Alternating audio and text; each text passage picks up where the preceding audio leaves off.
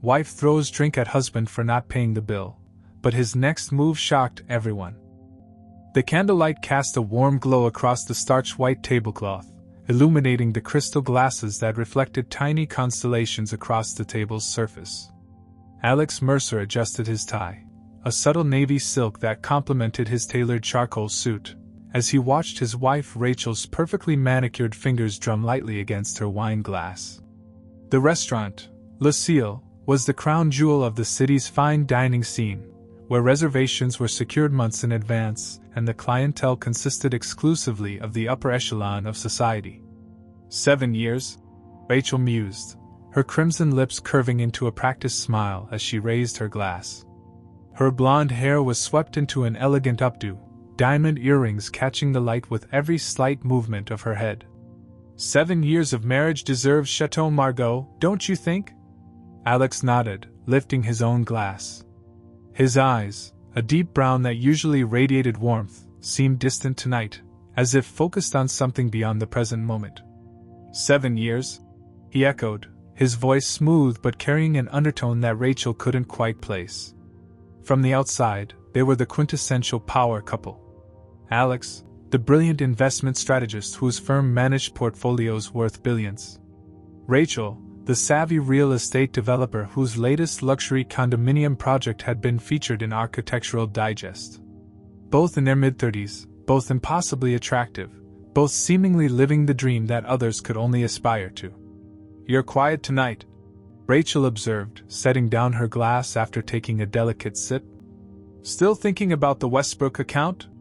Her question was casual, but her eyes studied him carefully. Alex's fingers played with the stem of his wine glass. "No, not Westbrook." He paused, his gaze finally meeting hers. "Just reflecting on how quickly time passes." Rachel laughed, the sound like wind chimes in a gentle breeze. "That's unlike you. You're usually all about looking forward, not back." She reached across the table, her fingers brushing against his. "Remember our first date? You talked about future investment strategies for 45 minutes before you realized you hadn't even asked me what I did for a living. And you let me ramble on." Alex replied, a faint smile tugging at the corners of his mouth. "You said it was refreshing to meet someone who wasn't trying to impress you with superficial charm. Well, your passion was your charm." Rachel withdrew her hand to reach for the menu, though they both knew it by heart. "I always admired your focus." A waiter approached, his posture impeccable. "Are we ready to order?" Rachel nodded. "I'll have the seared scallops to start, followed by the duck with cherry reduction." "And for you, sir?" The waiter turned to Alex. "The tuna tartare and the wagyu fillet. Medium rare." As the waiter departed, Rachel took another sip of wine. "I spoke with Claire today. She and Michael are having trouble again." She shook her head slightly. "I honestly don't know why she stays with him." Alex's expression remained neutral. "Some people get comfortable with their patterns, even destructive ones." "Speaking of patterns," Rachel said, smoothly shifting the topic, "I've been thinking about the summer house in the Hamptons. Maybe we should renovate before the season starts? That master bathroom is practically ancient. The house is barely 5 years old," Alex remarked, his tone deliberately even. "The finishes are already dated. You know how quickly design trends change." Rachel's eyes brightened as she launched into her vision for the renovation, her hands gesturing animatedly.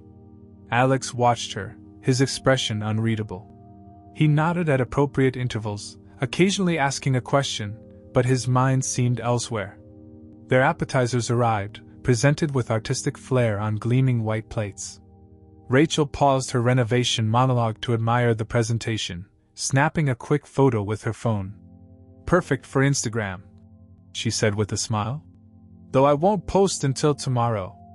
I know how you feel about living in the moment." Alex nodded, taking a bite of his tartare.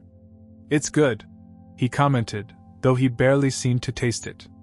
The conversation drifted to safer waters. Mutual friends, a gallery opening they planned to attend, a charity gala coming up next month. Rachel carried most of the dialogue, while Alex contributed just enough to maintain the flow. "Oh, I almost forgot to tell you," Rachel said, halfway through her main course. James called about that investment opportunity one mentioned last week. He says the window is closing soon, and we need to move quickly if we want in. At the mention of James, something flickered in Alex's eyes, a momentary hardening that vanished so quickly Rachel wasn't sure she'd seen it at all.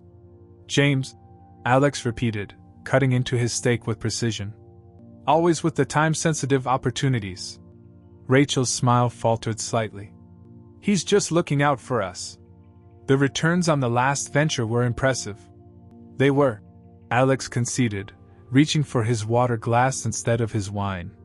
As they finished their meal, the waiter approached with a dessert menu. Rachel declined with a regretful smile. I wish I could, but I'm already pushing it with this dress. Alex didn't comment on her unnecessary self-criticism. Instead, he simply said, "Just a check, please." The waiter nodded and returned moments later with a small leather folder. He placed it discreetly on the table, closer to Alex's side as was customary.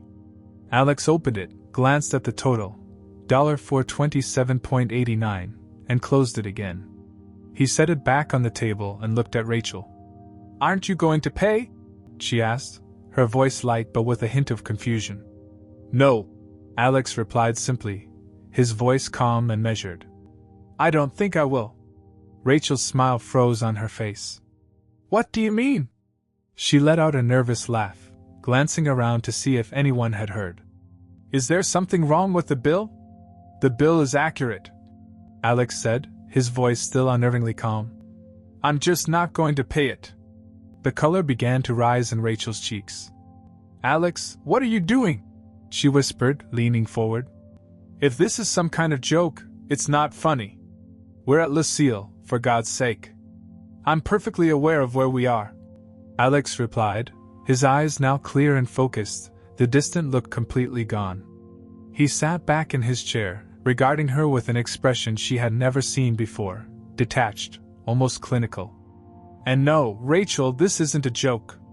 Rachel stared at him, her perfectly composed facade beginning to crack around the edges.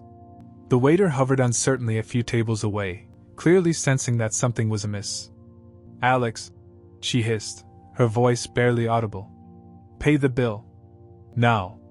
But Alex simply folded his hands on the table, his wedding ring catching the candlelight. "No." Rachel's composure cracked like thin ice under pressure. Her eyes, previously warm with practiced affection, now blazed with indignation. She leaned across the table, her voice a harsh whisper. "What do you mean, no? Have you lost your mind?" The waiter, sensing tension, had retreated to a safe distance but remained vigilant. Nearby diners pretended not to notice the brewing storm at table 14, though their furtive glances betrayed their interest. "I mean exactly what I said," Alex replied, his voice unnaturally calm. "I'm not paying the bill tonight." Rachel glanced around, mortification coloring her cheeks. Lucille wasn't just a restaurant. It was a social institution where reputations were made and broken. Many of the diners were people she knew, clients, colleagues, competitors. "This is about the renovation discussion, isn't it?" she said, forcing a tight smile. "Fine, we can keep the outdated bathroom. Just stop this nonsense." "This isn't about bathrooms, Rachel." Alex's voice remained steady, almost eerily so. He straightened his silverware on the table with methodical precision. Rachel's embarrassment rapidly transformed into anger. "Then what is it about? You choosing this moment in this place to have some kind of breakdown?" Her voice rose slightly, causing heads to turn. "Is this a midlife crisis? Should I expect a sports car in the driveway next week? I think you know exactly what this is about," Alex said, maintaining his composure. He took a sip of water, his eyes never leaving hers. The restaurant manager approached their table, his professional smile masking concern. "Is everything all right with your meal tonight?" "Everything was delicious," Alex replied pleasantly. "There's just a small issue with payment that my wife and I are discussing." The manager's smile tightened. "I see. Perhaps I can be of assistance?" "That won't be necessary," Rachel interrupted. "My husband is just having a moment. We'll settle the bill immediately." She reached for her purse. "No, we won't," Alex countered, his voice still perfectly controlled. "At least I won't." The manager shifted uncomfortably. "I'll give you a moment," he said diplomatically, retreating but remaining within eyesight. Rachel's hand trembled as she gripped her wine glass.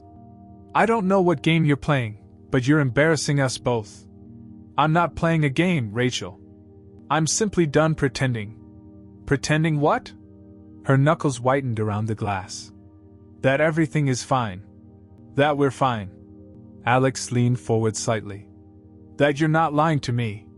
The blood drained from Rachel's face, replaced almost instantly by a flush of anger. "How dare you?" she hissed. "You want to have this conversation here? Now? I thought the setting appropriate, considering how much you care about appearances." Rachel's control snapped. In one fluid motion, she threw the contents of her wine glass across the table, the crimson liquid spattering across Alex's crisp white shirt and suit jacket. "You selfish, irresponsible bastard!" she shouted, no longer caring who heard. "What is wrong with you?" The restaurant fell silent. Every eye turned to their table, forks paused midway to mouths, conversations halted mid-sentence. The collective intake of breath was almost audible. Alex didn't flinch. He calmly picked up his napkin and dabbed at the wine stains, his expression unchanged. "Making a scene won't change the facts, Rachel." "What facts?" she demanded, her voice shrill. "That you've chosen a five-star restaurant to have some kind of psychotic episode? That you're suddenly too cheap to pay for dinner?" "I can afford the dinner," Alex replied, setting the napkin down. "I just don't feel like paying for it. Not anymore. Not after everything I've already paid for." Rachel's laugh was bitter and theatrical. "Oh, here we go. Per Alex, always paying for everything. Do you want a medal for being a provider? Should I grovel in gratitude for every penny you've spent on our life together?" "Our life together," Alex repeated thoughtfully. "That's an interesting choice of words." Something in his tone made Rachel falter, but she recovered quickly. "You know what? Fine. I'll pay the damn bill." She reached for her purse again, hands shaking with rage. "And tomorrow, you can explain to our therapist why you decided to humiliate me in public." Then, inexplicably, Alex smiled. It wasn't his usual warm smile. This one held knowledge, secrets, a plan coming to fruition. A smirk that said he knew something she didn't. That smirk ignited Rachel's fury to new heights. "Why are you smiling? Do you think this is funny? Do you enjoy making me look like a fool?" "No, Rachel," Alex replied softly. "I'm not the one who made you look like a fool." The restaurant remained deathly quiet, the drama unfolding before them better than any scripted reality show. Waiters hovered uncertainly, no one wanting to interfere but everyone eager to witness what would happen next. "You're acting crazy," Rachel said, lowering her voice slightly, attempting to regain control. "You've been distant for weeks. If you're having problems at work or—" "My work is fine," Alex interrupted. "Though I appreciate your sudden concern about my career." "What is that supposed to mean?" Rachel demanded.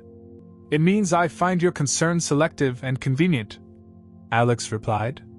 "Just like I find your business trips suspiciously timed and your late-night phone calls oddly secretive." Rachel's expression flickered, a momentary crack in her outrage. "You're being paranoid." "Am I?" Alex asked, raising an eyebrow.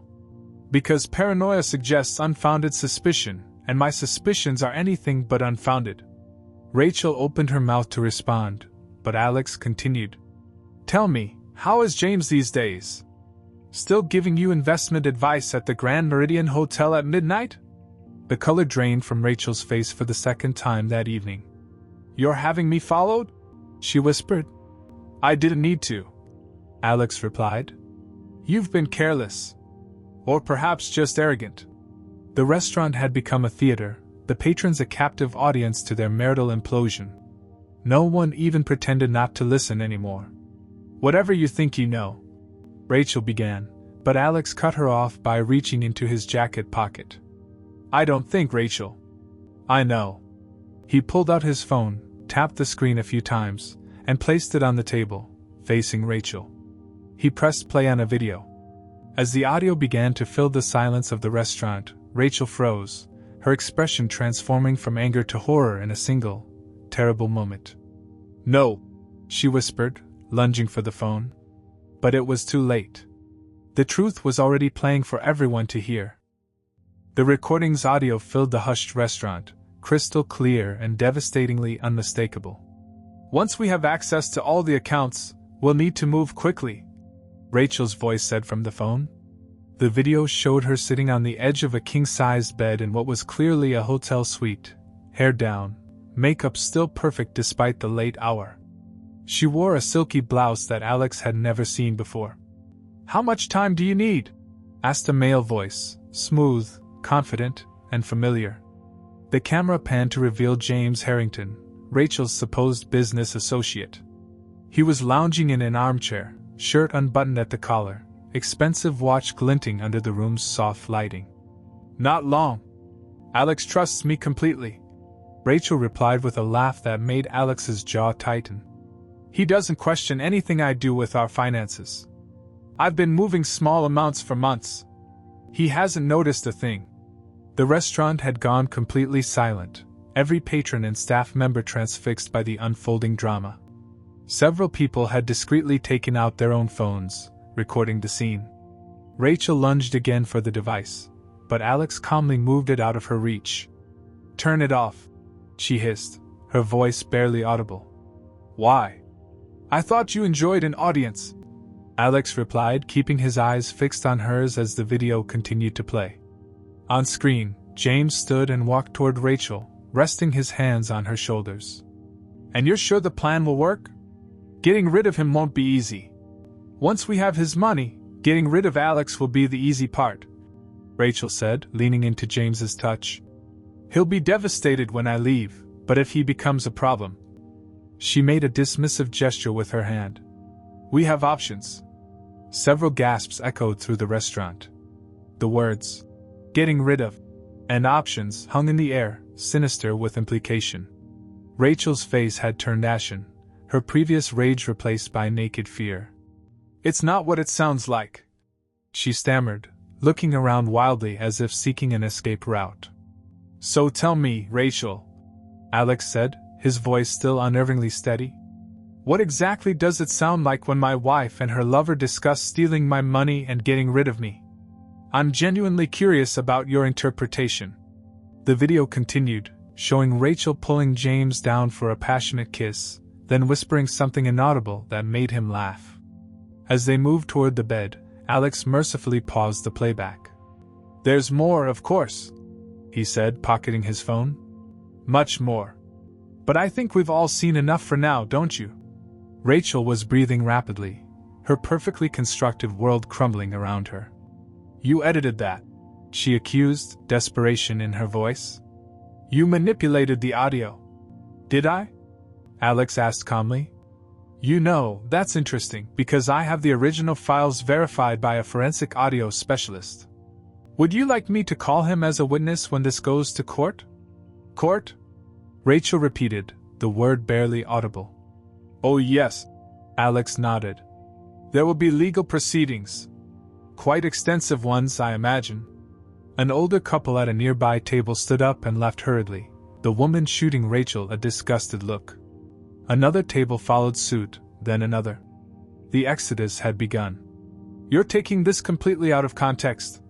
Rachel tried again, her voice steadier as she attempted to regain control of the situation. "James and I were discussing a theoretical scenario for a project I'm working on. A project that involves embezzling funds from your husband and making him disappear?" Alex raised an eyebrow. "That's quite a project." "It was just talk," Rachel insisted, lowering her voice to avoid further broadcasting their conversation. "People say things they don't mean all the time. Like wedding vows?" Alex asked, his calm facade finally cracking slightly to reveal a flash of genuine hurt.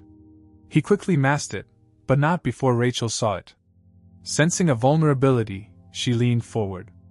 "Alex, please. Whatever you think you heard, Whatever you think you know, we can work through this. We've built a life together. 7 years of marriage can't end like this. It already has, Alex replied, his composure restored. It ended the moment you decided I was worth more to you dead than alive. The restaurant manager approached again, clearly uncomfortable but determined to regain control of his establishment. Sir, madam, I must ask you to. We're leaving, Alex assured him, standing up. But there's something else my wife needs to see first. Rachel remained seated, her hands gripping the edge of the table. I'm not going anywhere with you. You don't have to, Alex said. But you might want to hear the rest before you make any decisions. He pulled out his phone again, this time opening a different file. It showed a series of bank statements, transaction records, and emails. He placed it in front of Rachel. Do you recognize these? Rachel glanced at the screen, then quickly away. I don't know what those are. They're records of the 27 separate transfers you've made from our joint accounts to your private account in the Cayman Islands. The one you opened under your maiden name 3 months after we were married. Rachel's face strained of what little color remained. How did you find it? It wasn't that difficult once I started looking. You're not as clever as you think you are, Rachel. Alex scrolled through more documents. You've diverted nearly $4 million over the past 3 years.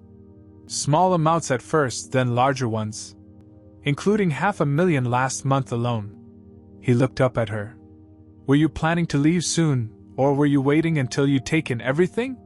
Rachel's shock was giving way to calculation. Alex could see her mind working, looking for an angle, an escape.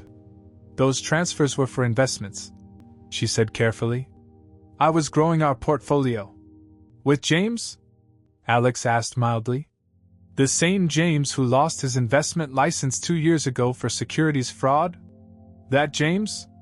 The few remaining diners were openly watching now, some recording on their phones, others whispering furiously to each other. So what now? Rachel finally asked, her voice cold. The pretense of innocence had vanished, replaced by a hard edge that Alex realized was probably her true self, the one she'd kept hidden from him for years. You've had your public revenge moment. You've humiliated me. What's your endgame? Alex studied her face, the face he'd woken up to for 7 years, the face he'd once believed held love for him.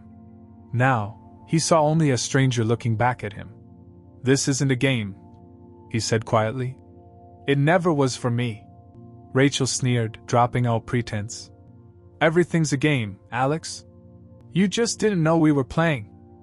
Alex's expression remained impassive as he regarded Rachel, a woman who had suddenly become unrecognizable to him.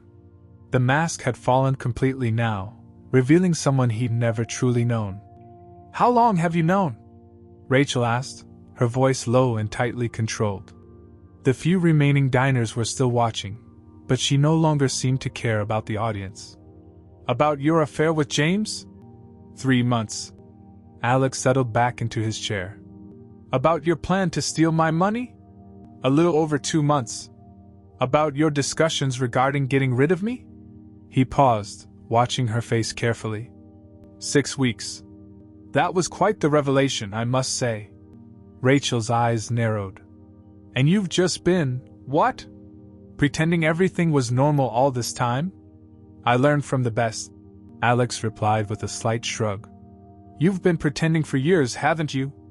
For the first time that evening, genuine curiosity flickered across Rachel's face. What tipped you off? We were careful. Not careful enough. Alex reached for his water glass, taking a deliberate sip before continuing. It started with small things. The password to our joint investment account was changed. When I asked you about it, you said it was an automatic security update from the bank. That could have been true, Rachel interjected. Except I called the bank. They don't do automatic password resets. Alex set his glass down. Then there were the late-night phone calls that you'd take in the bathroom with the shower running. The receipts for dinners I never attended. The mysterious weekend business trips that your office knew nothing about when I called to leave you a message. Rachel's jaw tightened. You were spying on me. I was investigating discrepancies, Alex corrected. Like the unexplained withdrawals from our accounts. 10,000 here, 15,000 there. Always just under the reporting threshold. He leaned forward slightly. Did you really think I wouldn't notice? Finance is what I do for a living, Rachel. You never questioned it before, Rachel said, a hint of bitterness in her tone. Because I trusted you. The simple admission hung in the air between them. That was my mistake. Rachel's laugh was hollow. Your mistake was being so wrapped up in your work that you didn't see what was happening right in front of you. For years. Perhaps, Alex conceded. But once I did start looking, I found quite a lot.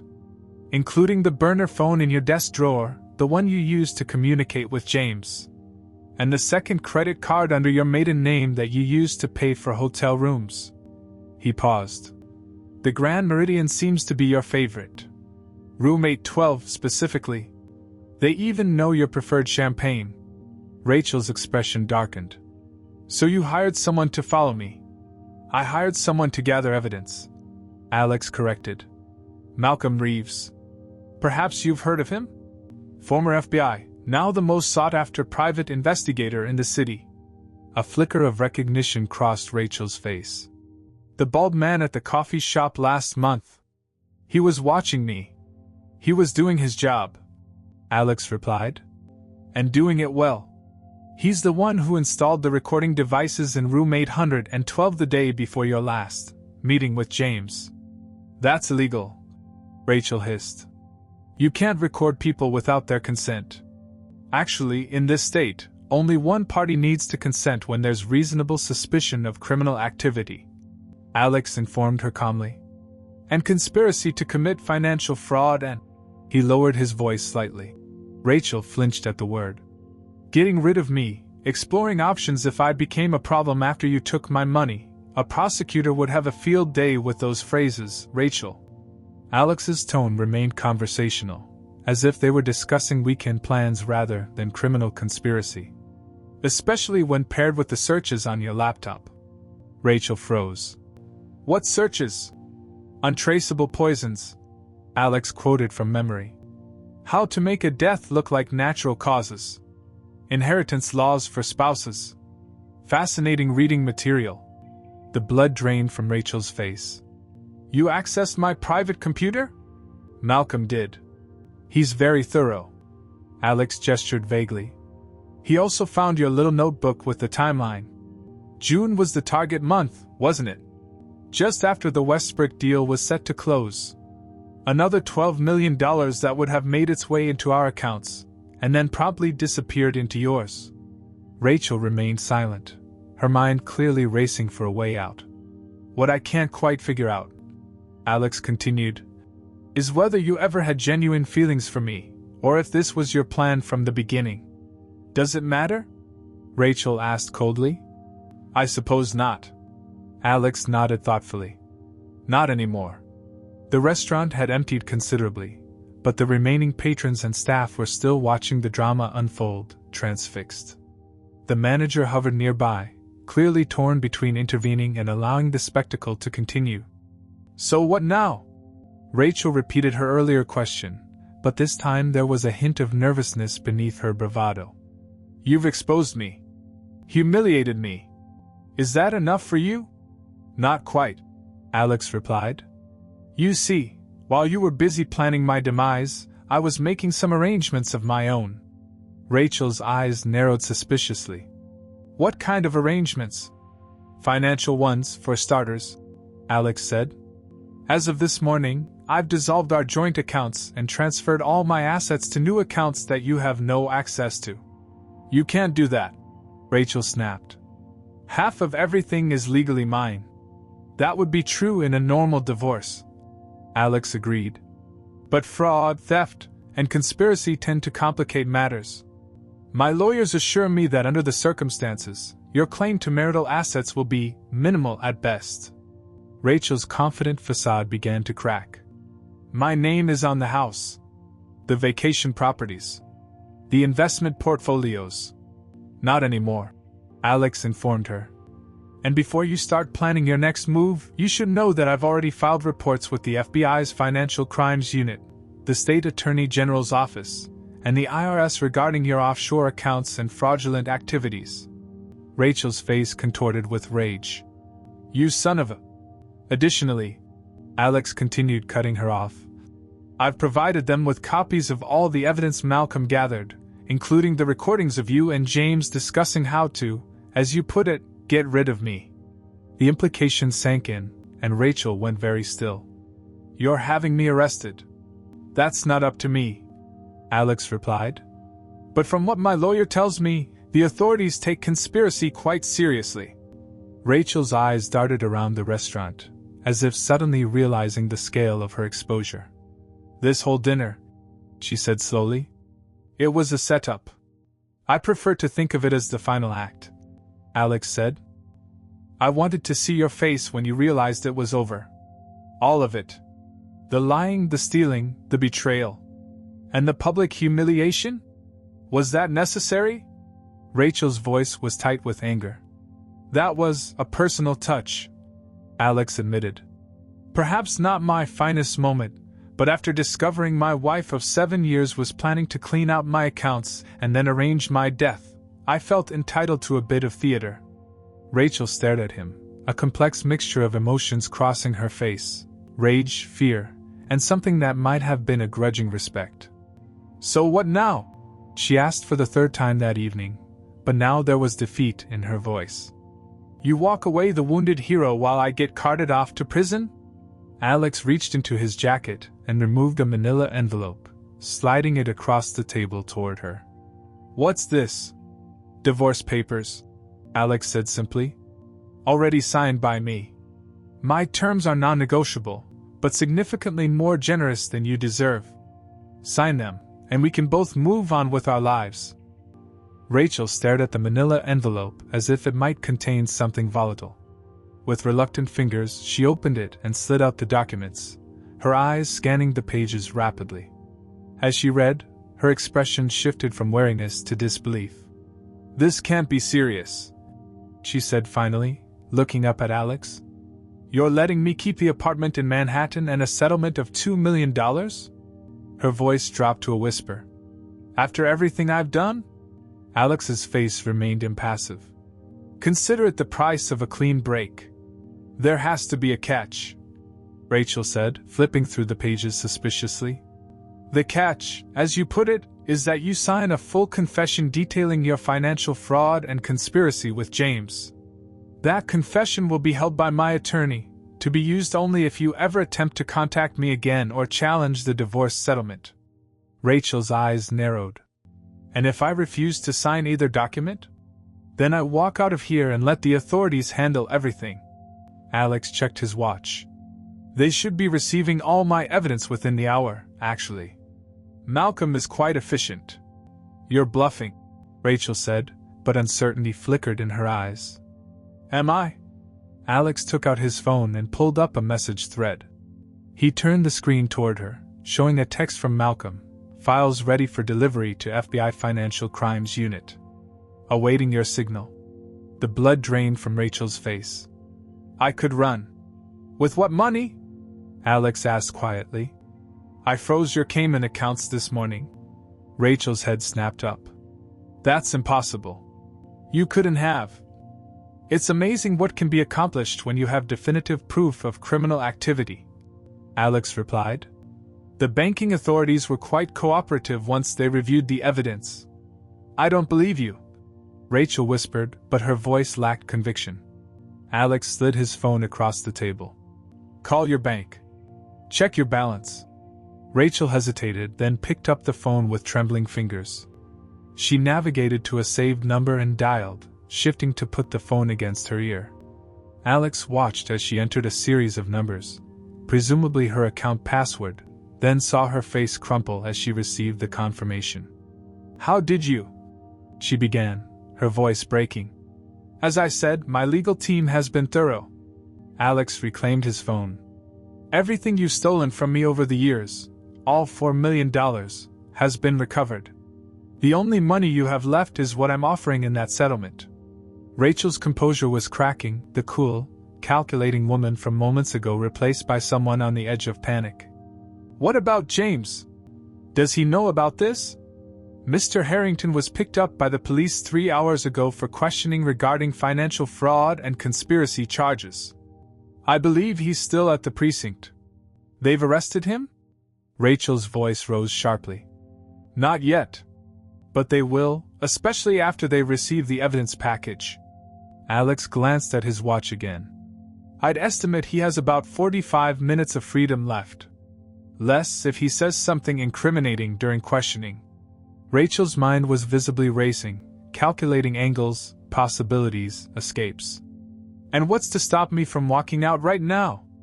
Disappearing before they come for me too? Nothing at all, Alex said calmly. Except that you have no money, no allies, and...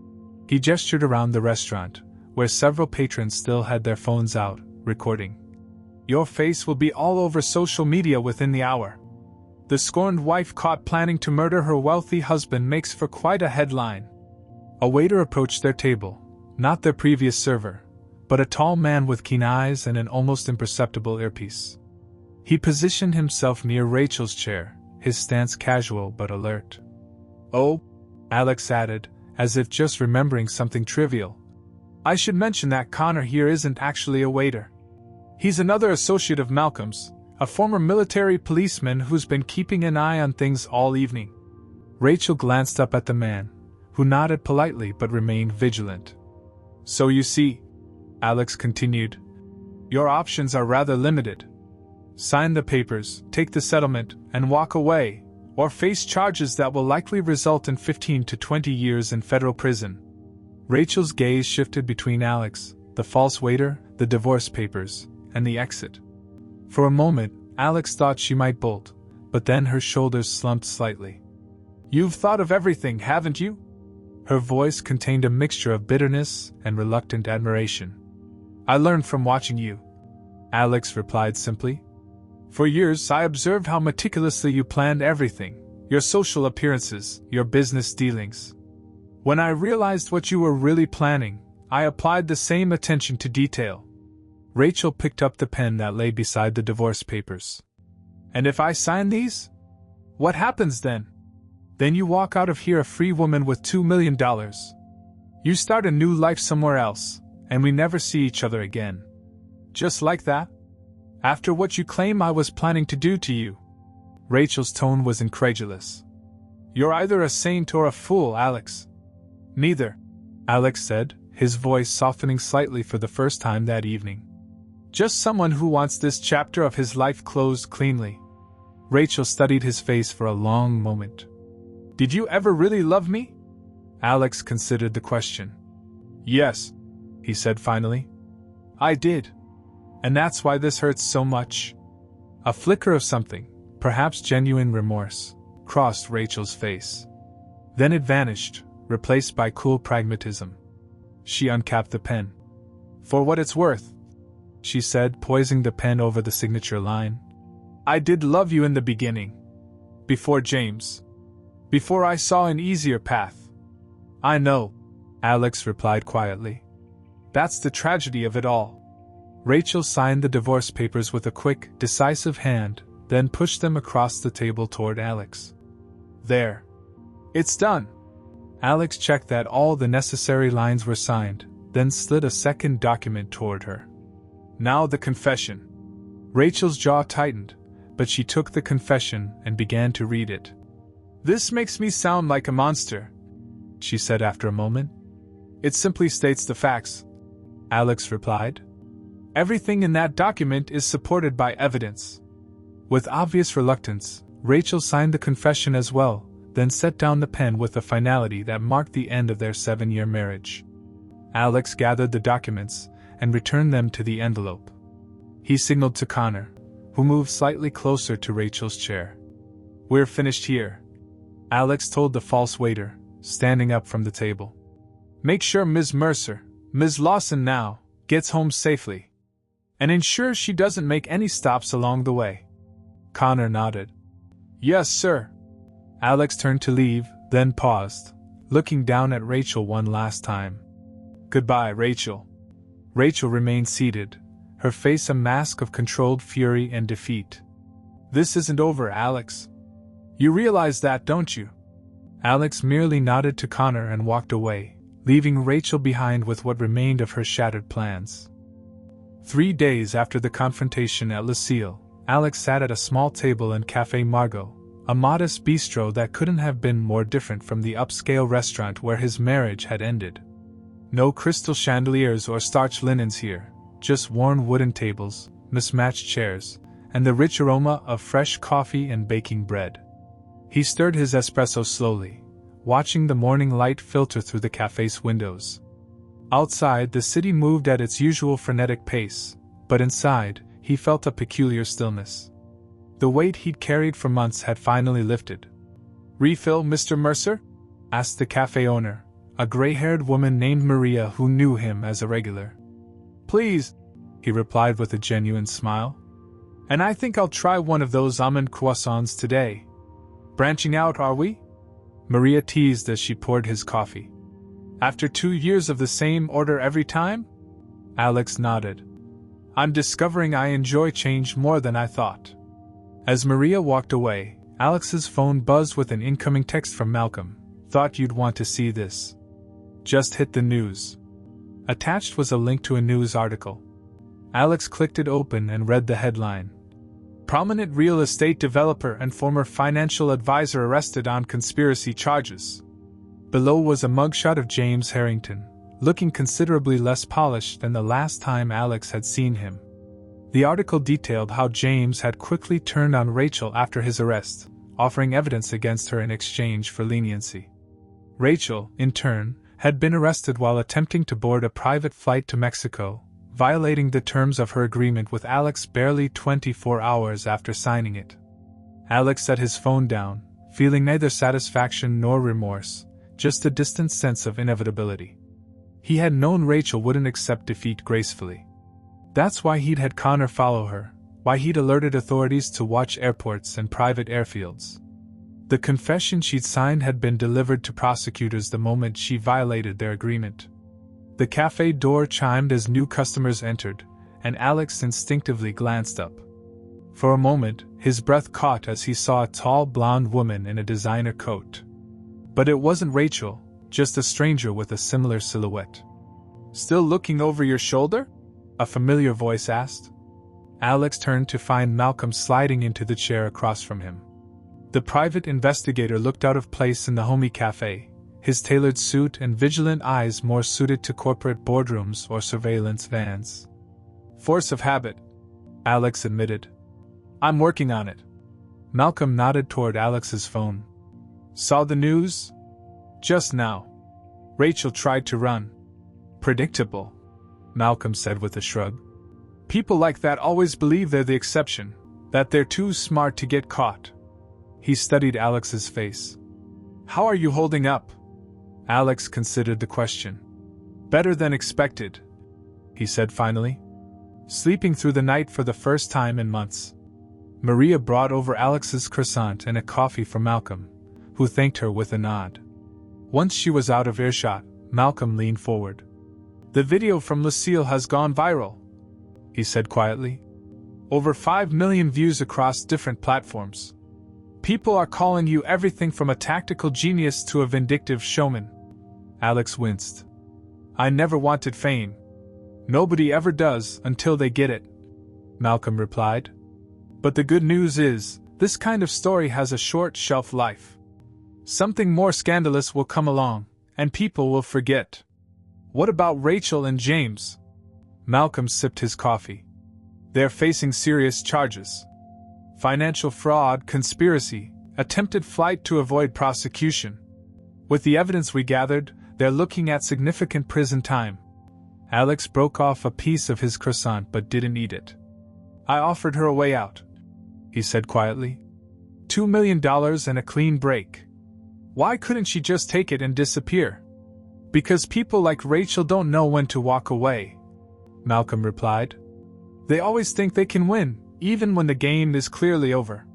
They sat in companionable silence for a moment, Alex reflecting on the truth of those words. In the 7 years he'd been married to Rachel, he'd never truly known her. The woman he'd loved was a carefully constructed illusion, a mask worn by someone capable of planning his death with the same precision she'd planned their anniversary parties. "What will you do now?" Malcolm asked, breaking the silence. "I'm taking a sabbatical from the firm." 3 months. Alex smiled slightly. "I bought a cabin in Montana. No cell service, no internet. Just mountains and silence." "Sounds lonely," Malcolm observed. "After what I've been through, lonely sounds perfect," Alex replied. "I need to remember who I am when I'm not defined by my marriage or my job." Malcolm nodded thoughtfully. "And after Montana?" "I haven't decided yet. Maybe I'll come back to finance, maybe I'll try something completely different."